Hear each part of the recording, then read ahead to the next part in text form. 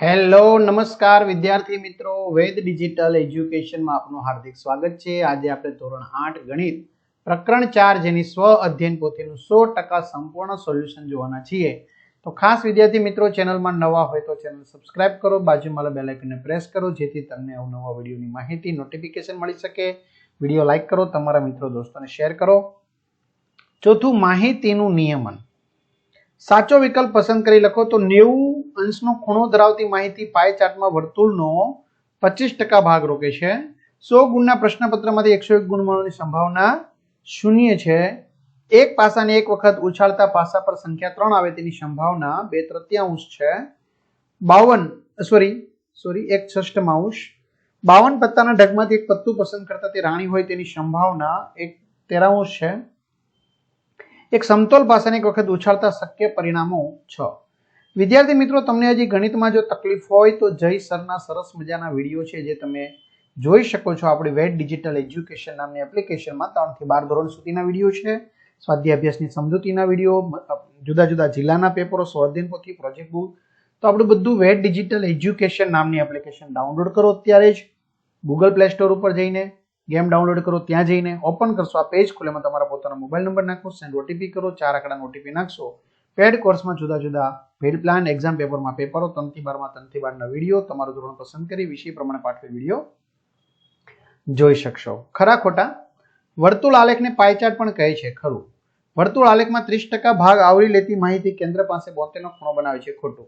સિક્કાને ઉછાળતા ઉપર છાપ આવે તેની સંભાવના 2 છે, ખોટું?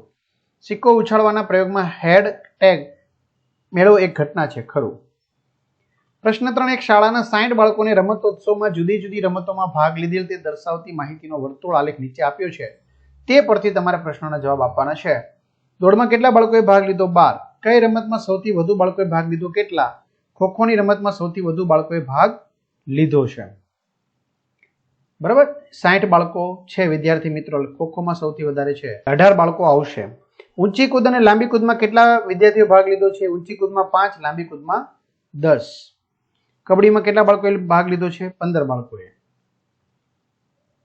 એક ખેતરમાં 300 જેટલી અલગ અલગ શાકભાજીના છોડ ઉગાડવામાં આવેલા છે જે નીચે વર્તુળ આલેખમાં દર્શાવ્યા છે ટકા સ્વરૂપે।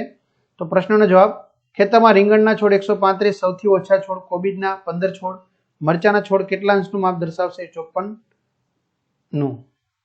કેટલા છોડ? 54। એક બોક્સમાં જુદા જુદા પ્રકારના ફળો રાખવામાં આવેલા છે, તેના પરથી પાઈ ચાર્ટ તૈયાર કરો, બરોબર?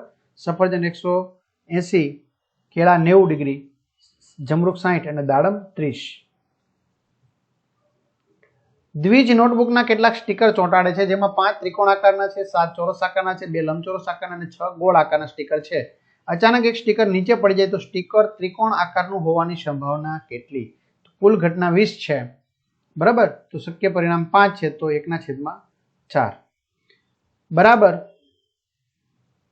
નીચે પેલા 52 પત્તામાંથી એક પત્તું યાદચ્છિક રીતે ખેંચતા તે ચોકટનો બાદશાહ હોય તેની સંભાવના 1/52।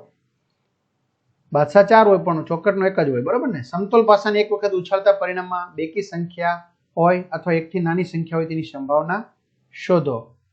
તો સંભાવના 1/2 અને ઘટના બી 1 થી નાની હોય, જો પેલામાં 1/3 આવશે અને બીજામાં 0 આવશે। બે સિક્કાને ઉછાળતા બંને ઉપર છાપ આવે તેની સંભાવના કેટલી? 1/4। એક ચક્રના 8 સરખા ભાગ કરેલા છે, તેમાં 3 ભાગ પીળો અને 5 ભાગ લાલ છે।